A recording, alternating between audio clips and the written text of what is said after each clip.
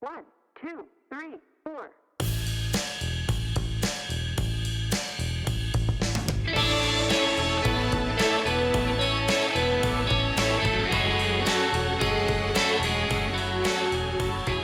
Hi, and welcome to the Vin Inspo podcast with me, Ed Merrison. This is where wine is a travel experience. Join us as we pick up bits and pieces, make new friends, and create memories that make our future interactions with wine, people, and places all the more meaningful and fun.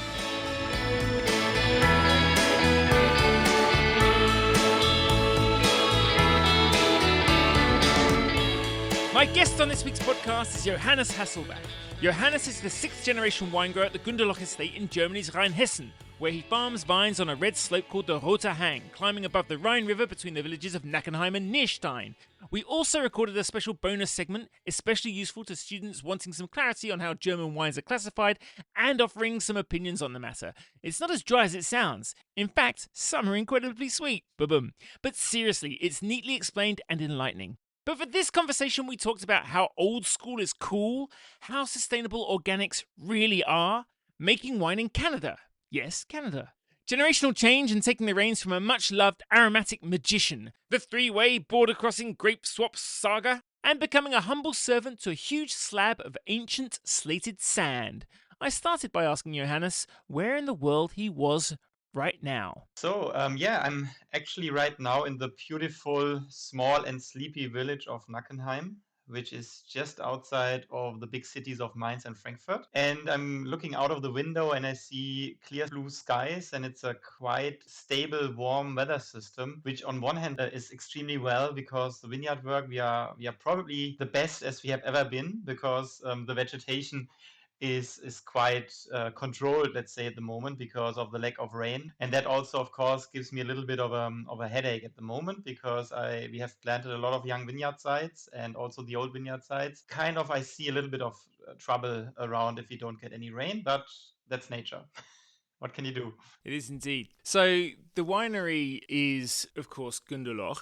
Your name is Hasselbach. Just tell me a little bit about how the family line has evolved from the start of the winery. Yeah, I think that is one of the really important points for our winery because we started as a family, let's say from the financial sector. So 135 years ago, my great great great grandfather, called Karl Gunderloch, was actually a banker. And we actually had our own bank house in the city of Mainz, which is 20 minutes away from where I'm right now. The truth is, we don't have the bank anymore, but we have beautiful vineyard sites. So my great great great grandfather had a vision leading him to the conclusion he has find one of the magical spots in for making wine, and that is where we started. And also that is where our name changed because he invested the whole bank into vineyards. And also over the last 6 generations, because we are in a Catholic country, our name has changed quite often. So it seems to be something in the genetics of my family. We only can produce girls. I am one of the only boys taking over the winery. And so this is why my name has changed. I'm now called Hasselbach, which sometimes is quite nice because if you go somewhere, they don't think that you're actually part of the family. You're maybe the vineyard manager or the export manager or whatever. So sometimes I can sail a bit under the radar, which is nice. But we are the same family who started the Gunderloch estate And you've got two young daughters as well. and my older sister has two daughters as well, and my younger sister had two daughters as well, and then they tried again and they actually could get a boy who is now called Fritz after my father. Ah, fantastic. Yeah, so it took us 7 tries to get one boy basically. And just going to your sisters, tell me a little bit about growing up then in your family. What kind of child were you? What kind of childhood did you have? Oh, okay. What kind of child I was, I better not answer. But the childhood itself was actually, I would say, how you would expect somebody growing up in a winery. So we got brought up working in the vineyards all the time, pretty reduced to the basic work, which maybe was the reason why I was not totally fascinated at the start, because picking grapes, bending wines, stripping leaves is not something that is extremely fascinating when you're a young person and when all your friends are going out for beautiful holidays and having fun somewhere and you have to go to the vineyards. let's say it was not really my biggest wish at that time to inherit the winery because I thought it was a lot of work and I didn't understand what was going on.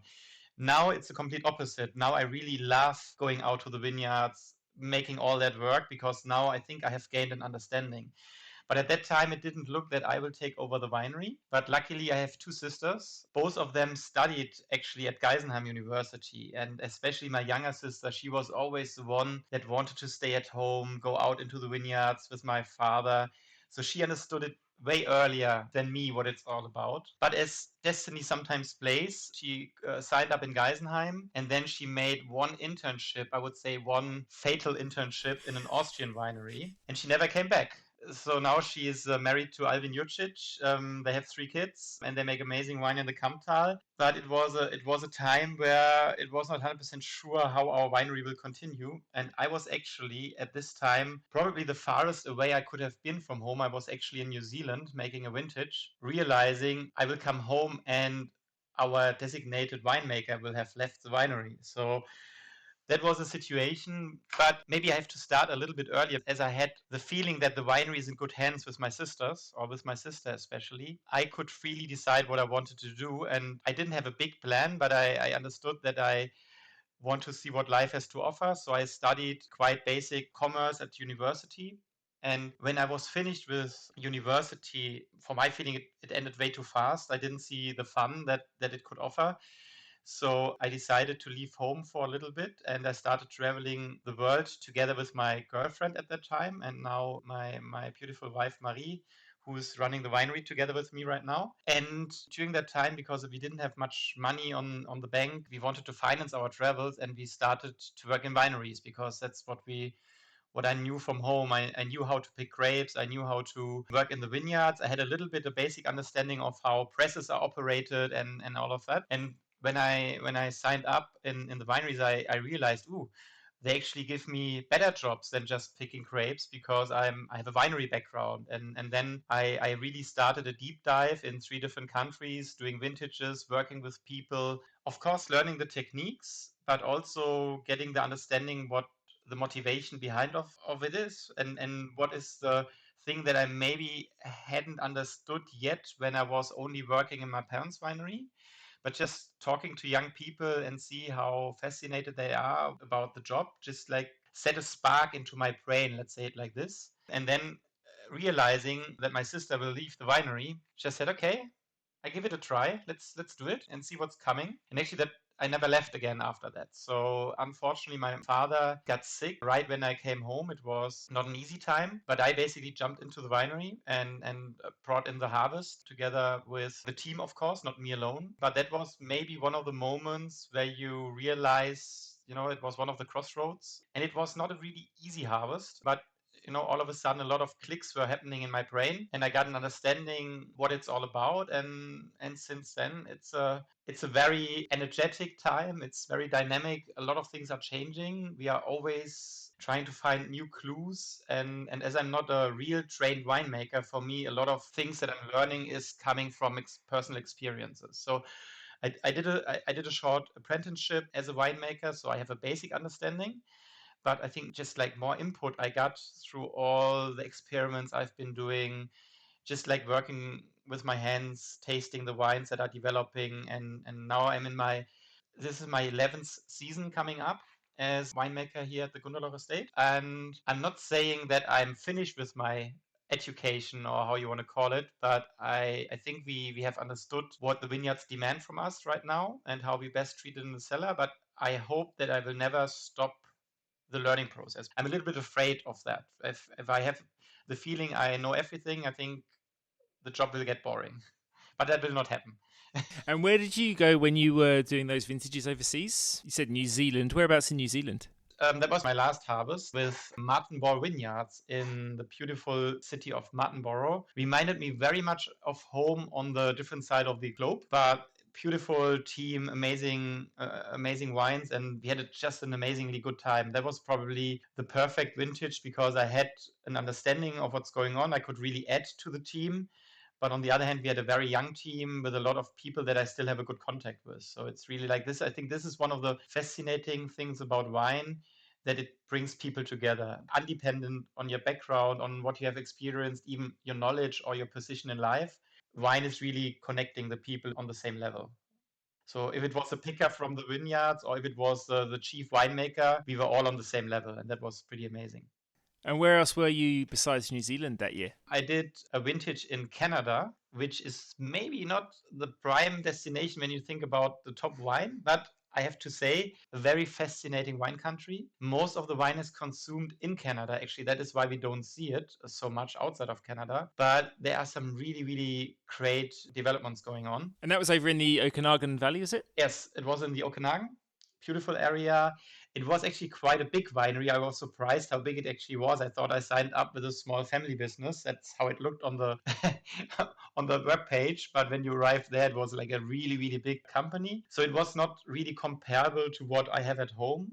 But that was my first real vintage experience where I really was fascinated about the people that are doing what they're doing for a passion. And what kind of wines were they making? Pretty much everything. So we made, of course, like the typical Bordeaux blends. We made Pinot Noir. We made ice wine. So basically, they did everything. And it was funny because they also had like very German grape varieties. And me and Marie were always called in to work with these crazy grape varieties like Gewürztraminer and stuff like that nobody could pronounce. So that was Canada. And there was one other, was there, when you were traveling? And then also I was doing a vintage at Jim Barry's at the Clare Valley. Very great experience as well. As we all know, amazing wines and a great family business. So even though it's a bigger scale than our winery, I think this is a really true family business. And that was fascinating to see how a family business can also operate on a slightly bigger scale than ours. But we still have very good contacts. It's always huge fun when I meet the Barry boys somewhere.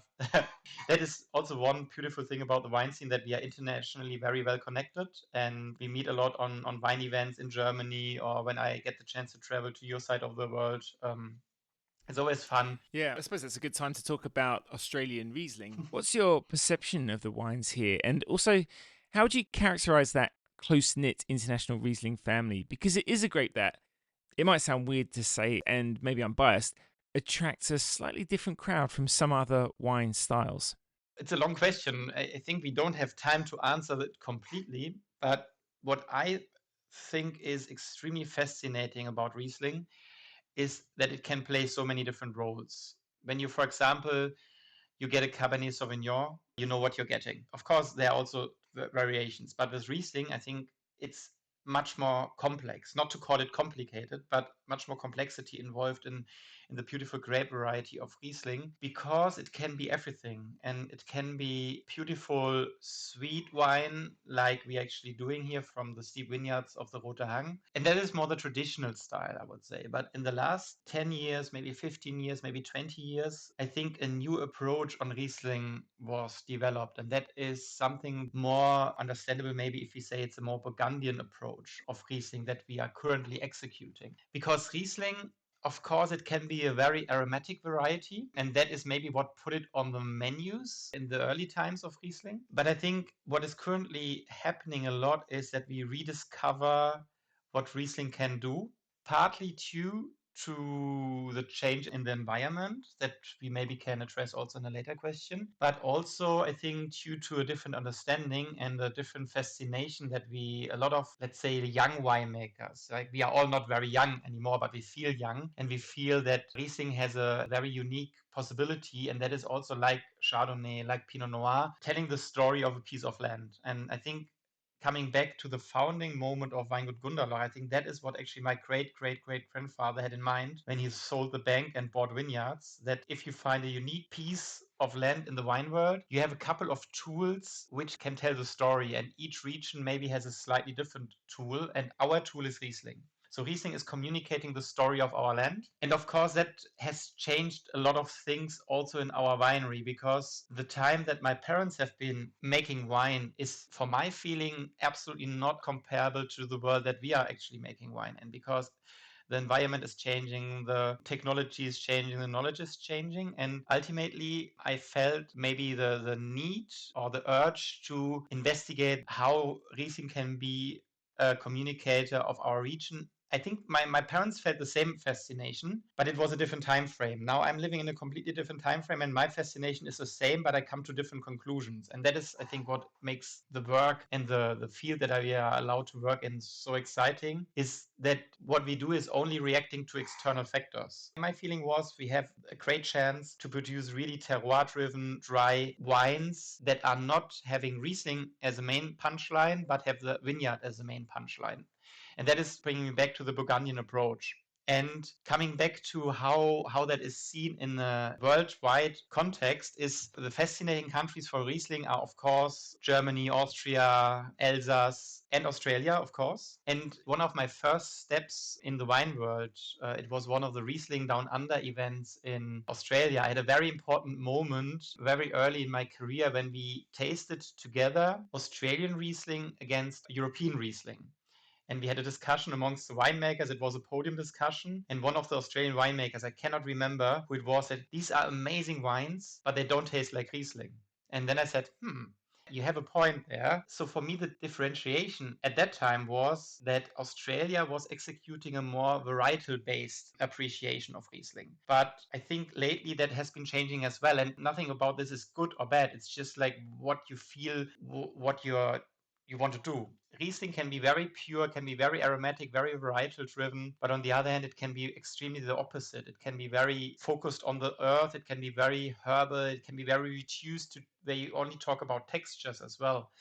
And I think that is what fascinates a lot of winemakers here in Germany and in Europe, I would say, that Riesling is not so much about aromatics. The aromatics would come very alluring, very beautiful when the wine is maturing. But I think for me, the main feature of Riesling is being able to tell the origin story, the soil story, the place story. And that is, I think, what is happening at the moment and what is extremely exciting. So basically, the whole winery and the whole way we make wine here has been changing. And it was never my goal to say to my parents, basically, I'm doing the opposite that you have been doing. It just happened bit by bit. And I think as it was more an evolution rather than a revolution over a couple of days, because it took me almost like I'm now in my 11th vintage. And I would say it was a very soft progression. Every year we find something new. But ultimately, if you look back 10 years, the winery is not the same anymore. The wines are not the same anymore. But I think I still do it for the same motivation that my parents have been doing, but just in a different time frame. I don't know if that answered your question. It answered part of it. But one thing I was wondering is how much perhaps pursuing dry wine and the popularity of dry wine raised some of those questions about what Riesling should be in the first place in Germany. With Riesling, through the sweetness levels, you have a sense of styles changing and therefore the applications of those wines. Whereas with dryness, you start to move away from style being a lever that you can pull. And therefore, what's the difference between one wine and another? The idea of place probably becomes a little bit more the obvious thing that you can shift. Absolutely. The other part that I forgot, or not forgot, but it's like when we look a little bit more to the traditional part, is of course the Rieslings, which are still very famous with a little bit of sweetness. And actually, the winery that I took over 11 years ago was producing 80% sweet wines. Wow. Now we are producing 80% dry wine. So that has changed tremendously. But I find a vintage where we cannot produce sweet wines very depressing, because I think that is the beautiful opportunity that we have working with Riesling, that we can play on a high quality level on both sides. So having the origin-driven Burgundian, the classical pyramid system that we have, like the regional wine, the village wine, the Premier Cru, the Grand Cru, that for me is 100% driven by the place, because actually we don't make anything different in the winery between the wines. Each wine, uninfluenced by the quality level, is treated with the same accuracy and the same method in the winery. So that's where place is the factor. On the other hand, you have the sweet wines, where then of course the naming has a connection to the style. So if you think about a cabinet wine, a Spätlese wine, an Auslese, that's always raising the sweetness level. And of course, the naming and the style have a stronger connection. And I'm extremely happy that we can produce both styles. So we have basically two systems next to each other. We have the predicate system, which connects to the classical sweeter wines, and then we have the origin-driven system, which we have to say at the moment we don't have a way to, not a finished way, how that is put into the official wine law. We are working on that. That's a very exciting and intense process because our wine law is still old school. It's still from the 70s. And that, of course, explains a little bit why maybe Riesling is a grape variety, as you said, for a very certain group of people that are extremely fascinated about these details, which can sometimes get very geeky. It's a winemakers and a sommeliers and a restaurant people grape variety because Riesling doesn't give you everything at once. You have to understand it, you have to experience it. So it can be highly intellectual grape variety, which maybe explains also why Riesling is not like Cabernet Sauvignon, Pinot Noir, or Chardonnay. Riesling owns a kind of niche, but a very important niche. I think no high quality restaurant can call himself high quality if they don't have a good Riesling on the menu. It is a very beautiful and diverse grape variety. It's not everybody's grape variety, but I think it's a very exciting grape variety. Yeah, and I think it's one that maybe draws quite sensitive, subtle people. Yep. Or maybe I'm projecting again, but as you go across style and place and textures, and we will talk about the potential impact of soils in Germany, but those nuances go in so many different directions, and the interplay has a subtlety you don't often see in all great grape varieties, especially where winemaking is not a telling factor. Yeah. So when you returned to the winery, did you spend some time at the serious decision-making part of the harvest with your father? Did you have some discussions still when he was there where those reins were gradually passing to you as the decision maker? Absolutely. I think that is one of the important steps that has to happen in each winery. I think ultimately, if you are completely left alone, life is very, as a winemaker, is very complicated if you have to learn everything from scratch, because I think one lifespan is not enough actually to learn everything that you need to know. And I see that every day. I still not have the full knowledge that I should have. But on the other hand, I think the differentiation on the other side would have been if you are completely guided from start to finish. You know, the most depressing thing could also be that you think just because my parents have been doing an amazing job, I will do an amazing job if I do exactly what they have been doing. Or if the older generation tells you, we know what we are doing and you have to continue the exact same way because that is the only way. And I think both extremes exist. I was lucky to be somewhere in the middle because you knew my father. He was he knew what he wanted and he knew what he didn't want. I was lucky enough to get a training from him. I would call that training the University of Don't Screw Up My Winery. But on the other hand, it sounds a little bit strange, but when he turned sick, I was then left alone. And it was very early in my career. And then I needed to react. We could call on the phone, but he couldn't go down into the cellar with me and taste the wines or look at the vineyards. And then in a very short period of time, I kind of had to develop my own way of doing things. And that was also very significant. And then luckily my father recovered and we had another 5-6 years where we could work together extremely well. And he was giving me the free space to work. He was there and consulting me, but he was not anymore really active in the cellar or in the vineyards. But we tasted together. He traveled, he sold the wine, but he was leaving the production in my hands. And that was, I think, a very important moment. Otherwise, I don't know if it would have worked as it worked right now. So it was a combination of both worlds. Yeah, and it is worth saying as well, of course, that Fritz was not only hugely admired, but Gunderloch achieved a very high level of acclaim with your father at the reins. Absolutely. As you said, at different times when 80% of production was sweet, which tells us a lot about fashion, probably tells us a lot about how Germany not only was producing wine, but I guess was expected to produce wine at the time. Possibly, especially in the export markets, yeah.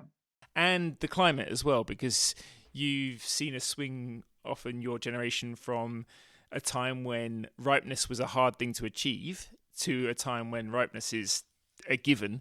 Absolutely. And so those are very different. Just put that into sort of context, if you will, there, how your thinking has to have changed from your father's generation to your generation in dealing with new challenges, but also new markets, new expectations, new possibilities.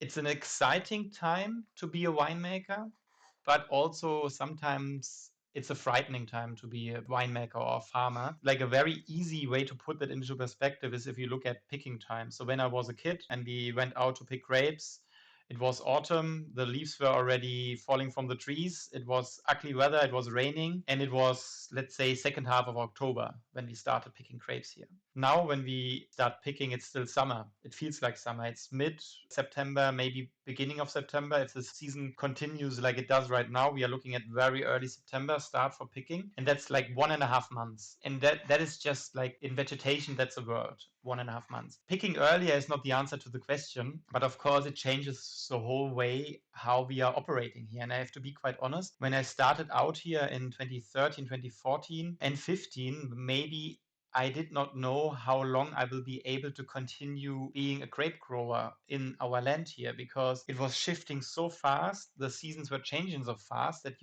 I was not prepared for that. So my attention shifted back to the vineyards very fast, that I thought, okay, the vineyards are they see new challenges. So we need to find out how we can actually comfort the vineyard side. And that was actually also always the main thing that my father told me, like always look at the vineyard sides. And of course, his time frame was different. So he was actually coming from a cold background. We were really cold climate at this time. So his way of looking after the vineyards is giving them everything that they need to produce very ripe grape at the end of the year. So that was his goal and his motivation, and everything that he did was to make the vineyards happy by giving them enough energy. And he was extremely happy at the end of the season when we had golden berries on the wines and everything was tasting really ripe, and we had Mustweights, which are like 100 Öxle. I have to say, if I see that now, I'm afraid, because my job as a grape farmer is now the opposite. I have to find ways how I can actually relax my vineyards, guide them through warmer getting seasons, and make sure that they always remain in their own balance and that they actually don't put too much power in the grapes. They should more focus on themselves. So if my father would be still here and we would go out through the vineyards, he would probably not understand what we are doing right now, because we are working a lot with queen cover, with creating natural concurrency situations in the vineyards, trying to trim down the power of the wine itself to focus more on the inner stability, not on the grapes themselves. He wouldn't understand probably, because that is completely different to what we have been doing before. But now I think my job would be described best to channel the warmth of our region into very light, crisp and fresh wines. And that is like the inspiration for that is, of course, I want to make my winery survive. And I think that is the only chance that we have. If we have happy vineyards, we will get good wines. That is my basic understanding of my job. And so a lot of things that we are doing now is actually coming back to this point. Yeah, and as you say, early picking is not the answer, because we're talking about wines that, as you said earlier, are going beyond that purely varietal expression to keep all the factors, the texture, the herbal, earthy, savoury detail that make it complete and fascinating and expressive of your site while keeping its drive and freshness. It's a real balancing act.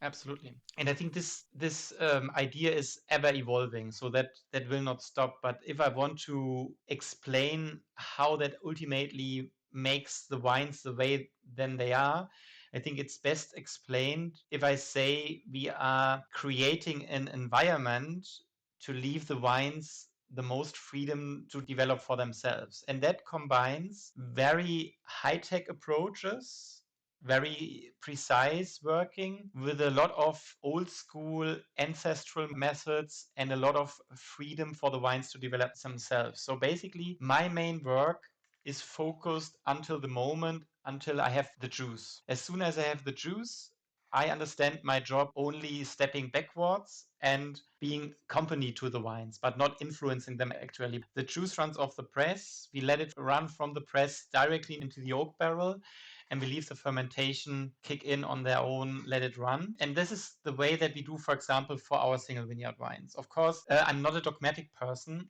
If, for example, for the estate level wines, we have a problem somewhere and we need to clarify them, we will do that, of course. But the perfect wine for me, the wine that I like the most, is when it goes into the oak barrel and it's a really uncontrolled process. It's like a big party. I maybe decide which guests I invite to the party, if they are freshly showered, if they can behave themselves. That is how I lay the surroundings. But after that, the party in the cellar is uncontrolled.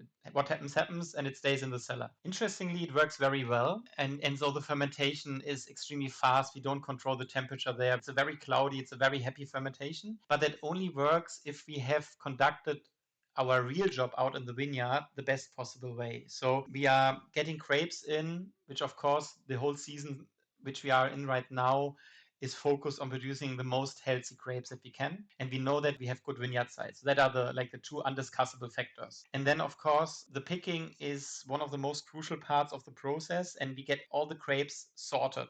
We don't sort in the winery because as soon as you put perfectly healthy grapes onto a sorting table, for my understanding, and I know that can be argued between winemakers, it's an unnecessary process. Then it's a dangerous process because you put it on a sorting table, grapes can split open, you will find oxidation. It's a dirty process. So we try to get all the grapes perfectly sorted into the winery, and we have a big team out in the vineyards. And then most of the times we do actually skin contact, because skin contact for me, when we talk about texture, for example, it's a very important part. And also the skins contain so much information about the vineyard sites themselves. So we are not only looking at the juice, we are looking at the whole grape itself, including the stalks, including the seeds, including the skins, and also the part of the fruit flesh that is really close to the skins, which is very tasteful. And we want to keep that in the process. That is why I decided to start with skin contact, and we do skin contact for up to 3 days. So not every grape gets 3 days of skin contact, but our top wines normally have quite a long time on skin. And with fermentation starting during that time? No, pre-fermentation. I did that earlier, but I think skin fermentation with Riesling is too harsh. But the contact to the skin, I think, is extremely exciting, because if you look at our wines of the recent warmer vintages, we still have 12% of alcohol on the back label. I like low alcoholic wines, but I like the wines which have density, richness, and concentration without too much sugar or too much alcohol, because in earlier times you also had low alcohol, but we had high sugars. That's how you created texture, density, and richness at that time. So I still have the same vision of wine as my parents had, but I execute it in a different way. And I think Rothenberg and Pettenthal and Hipping give me the possibility to produce light-fruited wines which have a lot of texture and a lot of density. And that is, for example, where skin contact helps us a lot, because it brings in texture. But if you have skin contact, you also extract, of course, the phenolics, the bitter tastes. And in order to metabolize that into the process of winemaking, I want to have that really fast and loud and happy fermentation, because that's when the wine really, it consumes a lot of those things. And ultimately, we also leave it on the full lees for 9 months or maybe even longer to soften that out. Leaving it in contact with the full lees, the wine is getting another kind of dimension to it, which softens out the phenolics and gives richness to the wines, but without the need of high alcohol and high sugar. So the wine's actually very dry. And that actually brings me back that this is actually the most old school way how you could have done wine in our area. And that's actually pretty close to what my great grandparents, looking back another couple of generations, how that has been done in our winery. But now I actually have the possibility to combine things that they couldn't do because they didn't have the technology. They couldn't have the possibility to work as clean and as precise as we are doing it now, with a very old school way of giving the wines all the time that they need in the cellar. So it's bringing me back. It's a very exciting time to be a winemaker, because we have high challenges, absolutely, but we also have an extremely high potential of things that we can do, knowledge, technology. And when I say we work extremely high tech in the vineyards, I have now my winery converted 100% to organic winemaking, a thing that was very difficult for my parents to achieve. My father already started with this idea, but also me, I needed 10 years to finish that process. And I didn't do it just to have a certification on the back label, but I did it because I got the understanding that it really helps my vineyards, talking about bringing it back to its own balance. That's where organic farming is really key. But on the other hand, I also think that the way we understand organic has to develop further as well, because organic at the moment can be only executed if you invest more resources and harvest less grapes. And in the world we are living in, that doesn't make sense. So I think we have a job to do on this level as well. But on the other hand, for example, we started last year to spray with drones, something that my parents would have never thought that would be ever possible. But using these modern, lightweighted, electric powered devices is just like an exciting moment to experience, because that is for me the next step in farming, that we get all these cool things. Artificial intelligence, helps us to find out ways how we can reduce our sprays, how we can focus it very clearly on the needs of the vineyards. It relaxes the vineyards because we don't need heavy machinery in the vineyards anymore. Not yet, but we are on a very exciting way. And ultimately, it also helps my team a lot because when you think about these things like organic farming and sustainability, it's very hard to connect those two worlds together. Sometimes people think it's the same, but actually it is not, because like sustainable and organic sometimes is not working very well together, especially if you look at the people that are doing the work in the vineyard. Being an organic farmer is tough manual labor and somebody has to do the work, and I'm not the person to pay somebody for a job that I think is too exhausting for myself. So one time that happens, I start to look for better solutions. So I'm not somebody to hire labor just to do exhausting work in the vineyard. So this is why I also needed 10 years to develop the organic idea in my winery further, because it's very easy to do that if you just pay labor to do it. The way we do it took us longer, but ultimately now we are in a situation that we actually find ways how our team can work much better in the vineyard. We are working, I would say, in the most difficult place to farm organic, because it's steep slopes right next to the river. We have humidity, we have fog.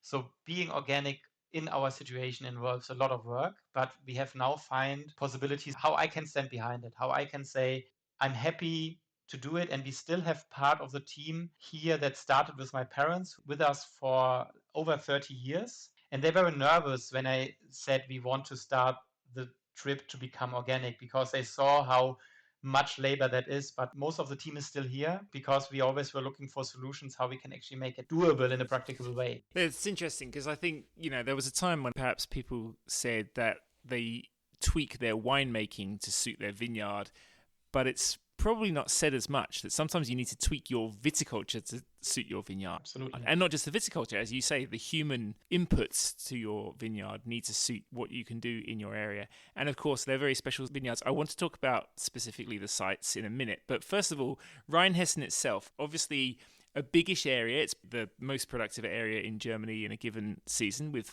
Pfalz. It is. So how would you classify it as someone who doesn't know Rheinhessen at all? What's the region like? What are the soils like? What's the land like? How does it differ from one place to another? Maybe it's right to say that Rheinhessen is maybe the melting pot for the winemaking in whole Germany. I don't know if that, I just made that up. I don't know if it makes sense. But what I wanted to say is that in Rheinhessen, we have very huge variety in different subregions. And the history of Rheinhessen is not very glorious, I would say, like maybe up until 20, 30 years ago, because Rheinhessen basically was just producing mass wine for mass consumption. So when my parents started out, I think I can say that my parents have been something like quality pioneers in Rheinhessen, because I think coming back to the vision of our founder, Karl Gunderloch, my father and my mother had this deep understanding that we are blessed with a unique area. So they really focused of trying to develop a strategy that wine from our vineyards leaves a very significant taste, a very significant footprint. And I would say that they also influenced and inspired a lot of other winemakers around us. Of course, my parents were not the only ones, but they were one of the most famous for this area. And then I think this understanding that in Rheinhessen we have beautiful subregions which all have their own character, I think is something that sparked the quality revolution that we now have seen in Germany. Because I think Rheinhessen within 30 years developed itself from being one of the, not really regarded as high quality regions in Germany to one of the most dynamic and most high quality regions in Germany. By now, the most expensive wines from Germany actually coming from Rheinhessen. And I think that just explains you how the image of Rheinhessen wine has changed lately. And I think this is what is beautiful about Rheinhessen, that we have extremely highly motivated, extremely highly trained winemakers in all the small subregions. So for me, it started in the Roter Hang. But if you look at general Rheinhessen, I think now I try to answer your question. We have a huge variety of soils. We have like limestone-driven soils close to the area of Westhofen, where Philipp Wittmann is making wine. And then we have some very cold areas close to the borders to the Nahe, where we have like more granite and other more rocky soils, which are leaving a completely different identity of wine. And I think that is what Rheinhessen has. It has like hotspots all around the region. We are Rheinhessen, but every winemaker has its own setting, and we do that with the same motivation and energy. And I think that has really revolutionized Rheinhessen wine. Yeah, the basic way we tend to look at it is that there is a lot of land in a part of Germany that can get enough warmth to ripen grapes to a tasty flavor spectrum. Yeah. And then above that, you have, as you say, limestone, which gives its own sort of shape and textures to wines.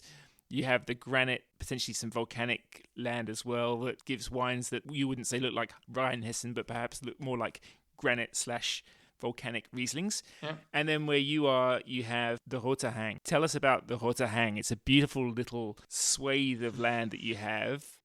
When Gunderloch Winery was started, I think I said that a couple of times, but I cannot say it often enough. It was really feeling that we have rediscovered, maybe because it was always planted by vines, but for our family, we rediscovered a unique piece of land, and it's a very tiny area. So the whole area of Roter Hang is only 80 hectares, so it's really, really tiny. But it's so unique that you don't find that situation for making vineyards anywhere else in the world. And as I said, our tool to explain this unique setting is Riesling. Basically, when you come to our winery and you walk outside of the winery, you already see within 50 meters, the scenery is changing tremendously, because all of a sudden you come to the river and you see out of the river rising a big red rock, basically, like similar what you have in Australia at Uluru. You drive to flat land and all of a sudden you arrive at a big red rock. And this big red rock is situated right next to the Rhine River.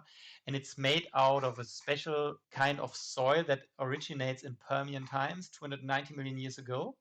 And it's actually a sediment rock, which is quite exciting because we call it red slate, but actually it's not slate. It's compressed desert sand that has been slated. My mother is a geography teacher, so she could explain it much better than me. Basically, it's a very compressed form of desert sand. And this desert sand takes up slaty characters, but it's very soft. So the combination of having this layer of Permian soil, that actually where I'm sitting right now, because of the movement of the earth plates tilted upwards, it come to the front, upwards. And then the Rhine River came and excavated these soils and basically formed the vineyard sites. That is basically the combination that is responsible for the land that I have now, that we have a tiny spot where this unique land or this unique soil is coming to the foreground, and then the Rhine River excavating the soil. So without these two things, we could not grow grapes here. But being so unique in its style, being so soft as the soil is, it also creates very many small micro parcels. So some parts of the vineyards are actually firmer, like for example Rothenberg. Rothenberg has a very firm part of this red slate. If you travel south towards Pettental and Hipping, the soil is getting actually a little bit softer. And then when you ultimately arrive in Hipping, you also find some limestone layers, because actually the next time after the Perm was Oberes Rotliegendes, and Oberes Rotliegendes has a very strong limestone influence. And so we always have on top of the mountains, or to the southern parts of the mountains, we also have some limestone influence into our vineyard sites. And that makes an extremely exciting combination. Coming back to Riesling being extremely dependent on what it does in different settings, we have extremely even site-specific characters of wine, which sometimes gets very nerdy, because my main job during harvest is eating grapes. I will drive out early in the morning and I will start tasting grapes. And the longer the maturation is, the more these special sites set apart from each other. And it gets really geeky, because now after 11 years, I have the feeling that I know each parcel. We farm around 100 different parcels. Year by year, it develops its own individual taste. And I'm waiting for the perfect moment when this individual taste of this individual parcel is at its perfect combination. And that cannot be decided by analytical data. I can measure the grapes to see how much potential alcohol is there, how the acidity is. But this moment when it's the right time to bring the fruit home is, I think, the most sensible of all the time. And it's crazy. If you walk along the Roter Hang, it looks the same. But if you look at the details, the exposition is changing, the soil is changing, and Riesling is very dependent on these small little factors.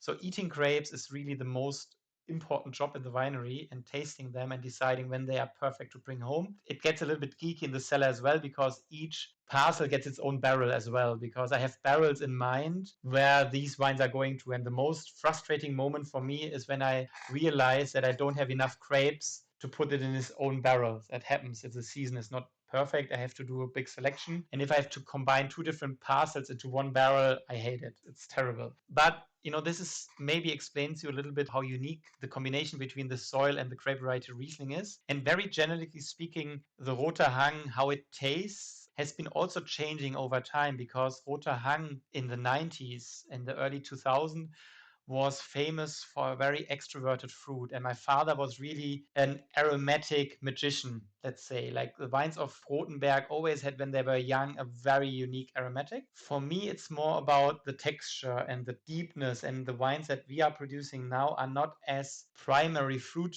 driven, but maybe more identified by their texture, by their character. And turning from like classical Roter Hang, either from the 90s or from the early 2000s, or a matured Roter Hang, always has a very intense stone fruit flavor. Some exotical notes are coming into play.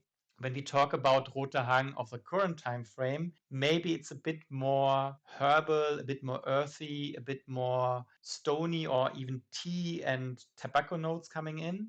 But the beautiful classical character of Roter Hang comes in over the maturation. So in the maturation, I would say the wines that my father and me have been doing are kind of connected, but in the younger state, they just show different phases of the same characters.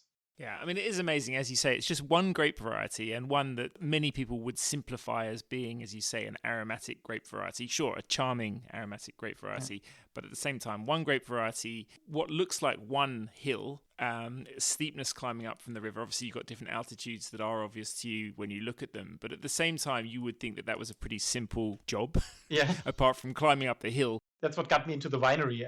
Like basically, it's an easy job, grow grapes and make wine out of it. It's much more complicated. Sorry. As you say, and you're picking, though, over a really long period of time, looking at those grapes as well. Like, how long would the harvest across just the Roter Hang take? It's really tough to say because it depends on the season. Sometimes we have to pick, because it's all Riesling, it's all Roter Hang. We can finish a harvest into 3 weeks, which is not perfect, because then you have to push too hard. The perfect harvest for me is, let's say, like 5 to 6 weeks, because then we have the time frame to catch every grape at their perfect moment. And Riesling is like a non-forgiving grape variety. If you pick it at the wrong time, then you lose the capacity to tell the story of the land. If it gets overripe, it's not, it doesn't tell the story as much. But in a perfect time, 6 weeks is good. 7 or 8 weeks is better, but then it gets too expensive and we get all nervous. But if you really want to start early with a really cabinety styles, like high acidity, and then finish up with some turning ripe, maybe just like 5 minutes after 12 situation, that can take 6 weeks. But I find it fascinating when we can catch the whole variety that a season has to offer, from slightly underripe to slightly overripe, when the Riesling tells the best story. Excellent. Well, we'll talk a little bit in a separate segment about the different styles of wine that you make. But I just want to look at a couple of other things. One that I feel like you've really, in your time, as you say, 11 harvests at the helm, pushed yourself quite far in a lot of different directions. I remember in the very early days, which is still going, your wine Als ein Stück von mir, where you were trying out a few things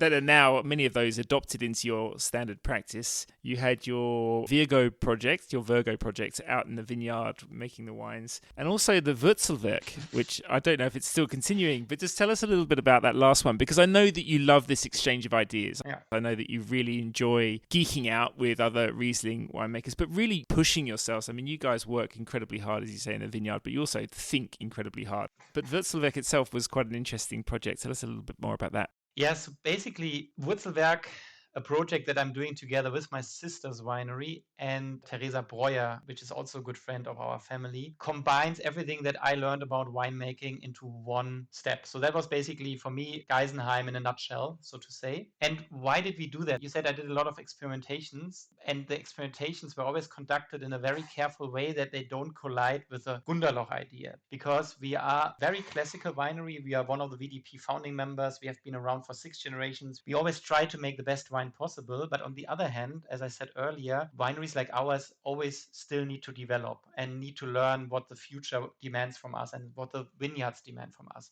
And that's where Wurzelwerk came into play, because we are basically 3 winemakers taking over very heritagely strong wineries, but still feeling that we need to develop. And so the best way to do it is exchange, and not only exchange of thoughts, but also exchange of grapes. So what we basically did is we wanted to learn what is the pure character of Rothenberg, what is the pure character of Heiligenstein, or what is the pure character of Nonnenberg, the vineyard that Teresa added to the project. And we only could thinking to learn that is if we oppose our grapes to different environments. And so what we did is we picked 3 charges of each vineyard site, and then we changed it one time around. So I gave 1/3 of the crop to my sister in Austria, and I gave 1/3 of the crop to Teresa in the Rheingau, and they did the same. So we ended up with 9 wines in total, 3 vineyards from 3 cellars, and we tried to investigate what puts them together and what puts them apart. And it was quite fascinating to learn how my grapes that are identically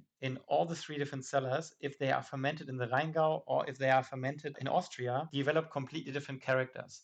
And we are all big fans of a minimal interventional winemaking style. So we didn't treat the grapes. We just put them in a different cellar. And just doing that, how that influenced the wines, we were looking for answers. We came out of this project with many more question marks, but these question marks have been extremely vital for the development of our wines. And I have to say, we didn't find the big conclusions, but the main conclusion was to understand that you as a person actually are not the main show. The main show is the vineyard. And also, I think that was my biggest conclusion, that the place where the wine are fermenting are equally important. And that maybe is a little bit depressing at first, because you think, when you talk about terroir, it's always the place. That is an understanding. But I think it's much more. It's also the place where the wine is happening. It's like the Kinderstube, we say in Germany, where you put your grapes, your kids into the Kinderstube or in the kindergarten, and something comes out. So basically the wine is educated in your cellar. Maybe that makes the most sense. And how that part is important to the wine was really mind-striking. And that, of course, led me to the conclusion that we need to create this environment where the wine can develop freely. That is maybe my main conclusion, because I'm not here to tell Rothenberg how Rothenberg should taste. That is not my job. I'm here to build an environment where Rothenberg can experience itself in the most free and undisturbed way. So my job is more like a guardian rather than a winemaker, if that makes sense. And that came out of the Wurzelwerk project, realizing how important the place of the fermentation actually can be, and ultimately telling us how easy it is for a human to overpower the taste of the vineyard. That is maybe my learning. I kind of feel like what you said about your approach in the vineyard as well, setting the fruit up, inviting to the party these characters that have been vetted to a certain point of view. They've been grown to the perfect degree of health and also the ripeness that you want. And then using the skins, using every part of the grape properly, you're probably encoding your wines with a lot more of the grape and the vineyard DNA than they've ever had before, no matter how hands-off the wine growing was previously. So it seems logical that, or at least plausible, that with richer information going in, the interactions of time and place are more complex, Yes. and the permutations in the wines more confounding. Absolutely. And that's exciting. Yeah.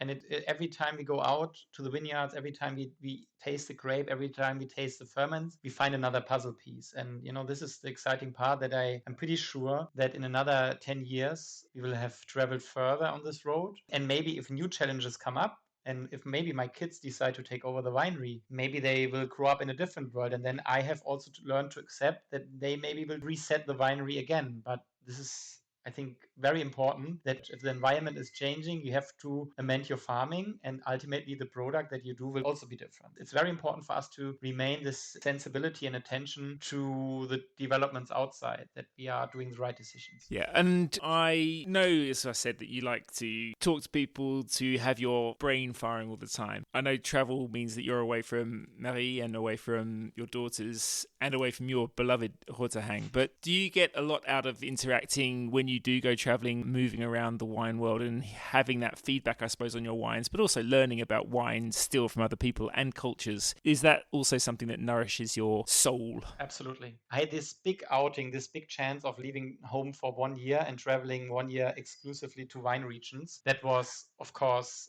amazing. And I think since that, I realized how important it is to get outside knowledge. So every year we have an international team here in the winery. We get a lot of winemakers from Australia actually to join us for harvest, which is always extremely exciting. And I think it's also exciting, not only for me, but also for the team to get experiences. So we are doing a lot of tastings here in the winery during harvest as well, even though we work 16 hours. After that, we share a bottle of wine and a barbecue.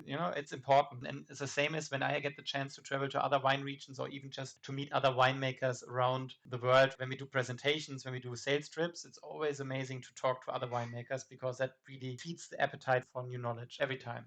Okay, so last question, which is really two questions. One, give me a couple of names of other German winemakers, perhaps a vineyard or a specific wine that they make that you really love, and also maybe a couple of things from other places around the world that you really look forward to drinking from the wine realm. Yes, this could take forever because I think there are so many amazing vineyards and winemakers around here in Germany, in Europe, everywhere. Maybe I start here. I cherish and I'm fascinated by winemakers who have the same vision, that are thinking that they have discovered a place and define their job as being an employee of this site, same as us, to work for the vineyard.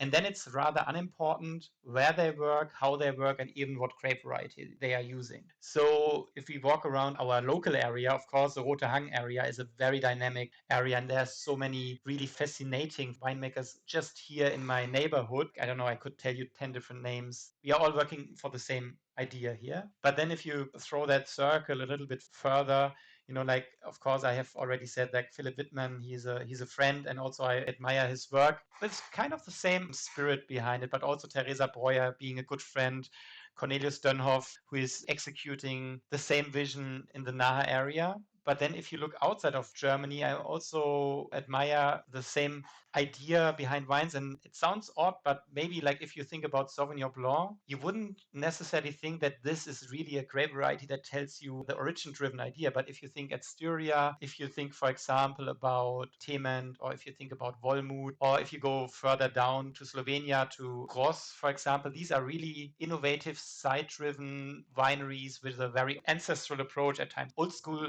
sounds sometimes boring, but old school is really cool if you execute it in the right way. And also if you go to Alsace, if you go to, to Jura, wherever, if you understand your job as being an employee of the vineyard side and you want to show that with your grape, I think that is what is fascinating for me. And then it's unimportant how you do it and what your grape variety is. Yeah, I think that's a really interesting way of putting it. And as you say, it makes you so excited about going to taste not just the wines, but I guess the progress, the track record of these wines as well. When you mentioned Philipp with Moorstein or Theresa with Schlossberg, etc., I mean, you're lucky if you know what those vineyards taste like, but at the same time, that reverence for a place that is also a constant striving to interpret it and to do it justice, wherever you encounter that in the world, is a really exciting project and a bit of an honor to go and actually look at what people are doing. Yeah.